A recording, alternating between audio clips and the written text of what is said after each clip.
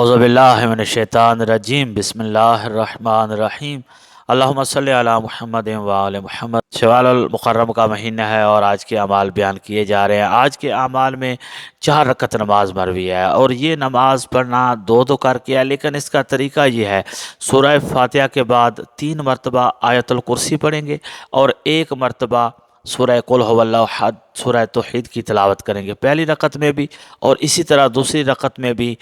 سورہ فاتحہ کے بعد 3 مرتبہ آیت الکرسی اور 1 مرتبہ سورہ توحید کی تلاوت کر کے یہ 2 رکعتیں مکمل کریں گے، اور دوسری 2 رکعتیں بھی اسی طرح مکمل کرنی ہیں۔ لیکن جو ہی نماز مکمل کر لے، پہلے تسبیح جناب سیدہ زہرا سلام اللہ علیہا پڑھنے سے پہلے 3 مرتبہ آیت الکرسی کی تلاوت کریں گے، اس کے بعد تسبیح کا ذکر کریں گے اور باقی تعقیبات انجام دیں گے۔ کیا ثواب اور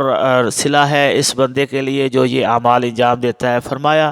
کہ اللہ اس کے اور اس کے والدین دونوں کی مغفرت فرما دے گا، چاہے والدین زندہ ہوں